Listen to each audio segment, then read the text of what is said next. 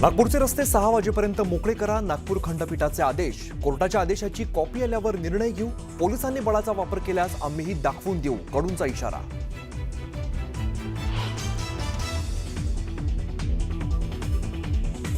महिला डॉक्टरच्या हातावरचं अक्षर आणि पत्रावरील अक्षर का जुळत नाही? हातावरचं निरीक्षक रस्व तर पत्रातील निरीक्षक दीर्घ का? सुषमा अंधारेंचे पोलिसांना थेट सवाल।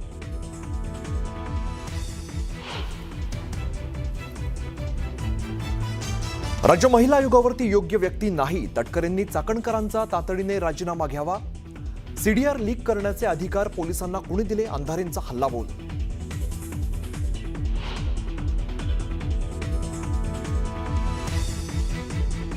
फलटणमधील महिला डॉक्टरने आत्महत्या केलेल्या हॉटेलमधील सीसीटीव्ही फुटेज समोर।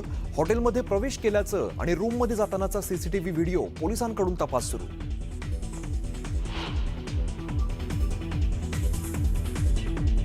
त्या महिला डॉक्टरची हत्या नाही तर आत्महत्या, आम्हाला बदनाम करण्याचा प्रयत्न केला जातोय। हॉटेल मालकाची न्यूज 18 लोकमतला प्रतिक्रिया।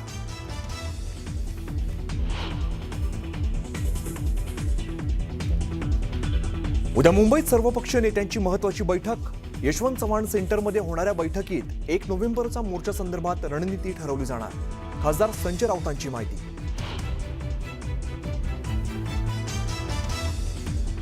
शिवसेना उभाटा प्रत्येक जिल्ह्यात वॉर रूम स्थापन करणार। मतदार यादीतील तफावतींचा मागोवा घेऊन निवडणूक आयोगाला करणार सादर, सूत्रांची माहिती।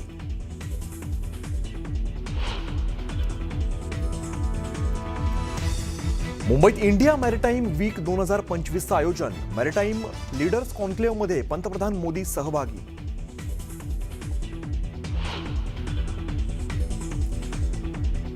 अबू सलेमच्या नावाने सायबर फसवणूक, वृद्धाला धमकावून 71 लाख उकळले।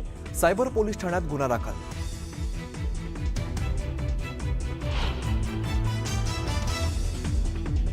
गँगस्टर दाऊद इब्राहिमचा प्रमुख सहकारी दानिश मर्चंट उर्फ दानिश चिकनाला अटक। अनेक ड्रग तस्करी प्रकरणात होता फरार। मुंबई एनसीबीने गोव्यातून केली अटक।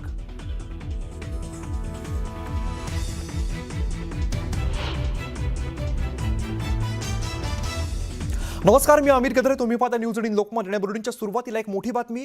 बच्चू कडू यांच्या आंदोलनाबाबत नागपूर खंडपीठात दाखल केलेल्या याचिकेवरती खंडपीठाची सुनावणी पार पडली आहे।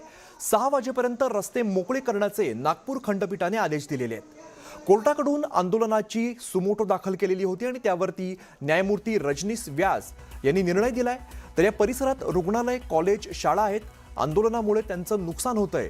आंदोलनाची पोलिसांना माहिती असताना देखील कारवाई का केली नाही, असा सवाल सुद्धा पोलिसांना विचारण्यात आलाय। बच्चू कडू यांच्या आंदोलनाचा खरं तर आजचा दुसरा दिवस आहे। बच्चू कडू यांना प्रचंड असा प्रतिसाद मिळालेला होता। अनेक शेतकरी हे कालपासून आपण रस्त्यावरती उतरलेले बघितले होते। त्यानंतर रास्ता रोको सोबतच रेल रोको करण्याचा सुद्धा या सगळ्या शेतकऱ्यांनी, या कार्यकर्त्यांनी प्रयत्न केला होता। मात्र बच्चू कडू यांच्या आंदोलनाबाबत नागपूर खंडपीठात याचिका दाखल केलेली होती आणि त्याची सुनावणी आता पार पडलेली आहे। 6 वाजेपर्यंत रस्ते मोकळे करण्याचे आदेश देण्यात आलेले आहेत। नागपूर खंडपीठाने हे आदेश दिलेत। कोर्टाकडून आंदोलनाची सुमोटो दाखल केलेली होती आणि त्यावरती न्यायमूर्ती रजनीश व्यास यांनी निर्णय दिलेला आहे। प्रचंड प्रमाणात वाहतूक कोंडी झाल्याचं चित्र आपण कालपासून बघितलेलं आहे। या परिसरामध्ये अनेक रुग्णालय आहेत, तसंच कॉलेज, शाळा आहेत आणि आंदोलनामुळे त्यांचं नुकसान होतंय। आंदोलनाची पोलिसांना माहिती असताना देखील कारवाई का केली नाही, असा सवाल पोलिसांना विचारण्यात आलेला आहे। बच्चू कडू यांच्या आंदोलनाबाबत नागपूर खंडपीठात याचिका दाखल केलेली होती। खंडपीठाची सुनावणी पार पडलेली आहे। 6 वाजेपर्यंत रस्ते मोकळे करण्याचे खंडपीठाने आदेश दिलेले आहेत। महत्त्वाची घडामोड आपण बघतोय। दरम्यान आमच्याकडे कोर्टाची कॉपी आलेली नाही, असं बच्चू कडू म्हणतायत। कोर्टाने 6 वाजेपर्यंत रस्ते मोकळे करण्याचे आदेश दिलेत, मात्र कॉपी आल्यावरती निर्णय घेऊ, असंही बच्चू कडू म्हणालेत। आमच्याकडे कोर्टाची कॉपी आलेली नाही, आल्यावरती निर्णय घेऊ। न्यायालयापेक्षा लोकन्यायालय आमच्यासाठी महत्त्वाचं असल्याचं बच्चू कडू म्हणतायत। पोलिसांनी बळाचा वापर केला तर आमच्याकडे सुद्धा ताकद आहे, असं बच्चू कडूंनी इशारा दिलेला आहे। 6 वाजेपर्यंत हे सगळे रस्ते रिकामे करण्याचे कोर्टाचे आदेश बघायला मिळत आहेत, मात्र आमच्याकडे कोर्टाची कॉपी आलेली नाही। ही कॉपी आल्यावरती निर्णय घेऊ, असं बच्चू कडू म्हणतायत। उदय तिमांडे आमचे प्रतिनिधी आपल्याला अधिकची माहिती देतात। उदय, आपण बघतो एकीकडे कोर्टानं निर्णय दिलेला आहे की 6 वाजेपर्यंत रस्ते मोकळे करा, मात्र बच्चू कडू म्हणतात की आमच्याकडे अजूनही कॉपी आलेली नाही। अगदी खरं आहे, कारण गेले 2 दिवस जे आहेत ते नागपूरच्या जामठा परिसरामध्ये शेतकऱ्यांच्या कर्जमाफीसाठी जे आहे ते बच्चू कडूंचा एल्गार मोर्चा आलेला आहे. आणि या एल्गार मोर्चानं नागपूर हैदराबाद नॅशनल हायवे क्रमांक 7 हा जाम केलेला आहे. आणि हा जाम जे आहे ते शहरात अनेक प्रभावित केलेला आहे.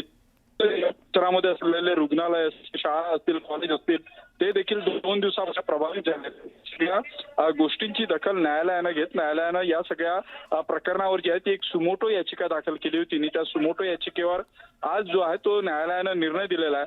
न्यायालयानं दिलेल्या निर्णयानुसार संध्याकाळी 6 वाजेपर्यंत जो नागपूर हैदराबाद नॅशनल हायवे बच्चू कडू आणि आंदोलकांनी जाम केलेला आहे तो मोकळा करण्याचे आदेश जे आहेत ते बच्चू कडू यांना दिलेला आहे. सोबतच एका दिवसाची आंदोलनाची परवानगी असताना दुसऱ्या दिवशी बेकायदेशीरपणे हे आंदोलन सुरू ठेवलं. आणि पोलिसांना या सगळ्या आंदोलनाची माहिती असताना देखील पोलिसांनी योग्य ती काळजी घेतली नसल्याचा ठपका देखील पोलीस आयुक्तांवर ठेवत जे आहे ते उद्या न्यायालयामध्ये पोलीस आयुक्तांना आपली बाजू मांडण्याचे आदेश देखील न्यायालयानं दिलेला आहे. या सगळ्या न्यायालयाच्या आदेशानंतर मात्र बच्चू कडू यांनी अद्यापही त्यांना न्यायालयाचे आदेश प्राप्त झालेले नाही आहेत. जेव्हा न्यायालयाचे आदेश त्यांना मिळतील त्यानंतर हे आंदोलन इथून हटवायचं की नाही याबाबतीत निर्णय घेऊ. मात्र न्यायालयाच्या निर्णयापेक्षा जनतेचं न्यायालय मोठं आहे. मी शेतकऱ्यांमुळे इथं आंदोलन करतो आणि शेतकरी जो निर्णय घेईल तो मला मान्य असेल. मात्र हे करत असताना न्यायालयाच्या आदेशाचा आम्ही अनादर देखील करणार नाही अशी भूमिका जी आहे ती बच्चू कडूंनी घेतलेली आहे. त्यामुळे जर 6 वाजेपर्यंत बच्चू कडूंचा ठिय्या इथून हल्ला नाही तर बहुधा जे आहे ते पोलीस आणि आंदोलकांमध्ये संघर्ष देखील इथं होण्याची शक्यता नाकारता येत नाही. त्यामुळे आता सरकारचं शिष्टमंडळ 4:30 वाजता बच्चू कडू यांना भेटायला येणार होते. राज्याचे राज्यमंत्री पंकज भगर, आशिष जयस्वाल जे निश्चित ते आजपर्यंत घेतलेल्या निर्णयापेक्षा जास्त मोठे आणि महत्त्वाचे आहे. आणि अजून जे काही आंदोलनकर्त्यांची मागणी आहे त्या मागणीच्या संदर्भामध्ये सरकार निश्चितच सकारात्मक विचार करेल.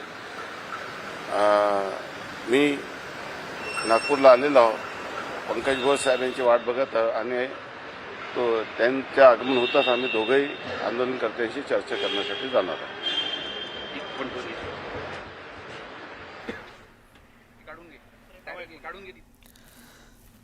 तर आपण बघतोय आंदोलनाला प्रचंड असा प्रतिसाद एकीकडे बच्चू कडूंना मिळालाय. मात्र मोठ्या प्रमाणात हे सगळे शेतकरी रस्त्यावरती उतरल्यामुळे एकीकडे वाहतूक कोंडी बघायला मिळते तर दुसरीकडे कोर्टाचा सुद्धा निर्णय की 6 वाजेपर्यंत रस्ते रिकामे कर. हाईकोर्ट ने जिस तरीके से आदेश दिया है, हाई कोर्ट का कागज हमारे पास नहीं है. क्या आदेश है, किस तरह से बोला है, ये हमारे पास अभी कुछ नहीं है. आया तो भी वो न्यायालय है, उनका आदर तो करेंगे, लेकिन लोक न्यायालय के हिसाब से चलेंगे. न्यायालयाचा आदेशाचं पालन करण्यासाठी पोलीसही या ठिकाणी येऊन विनंती करू शकते की न्यायालयाच्या आदेशाचं पालन करावं. ते आम्ही ठरवू काय करायचं. एक दिवस जास्तीचा झाला अनुमती एका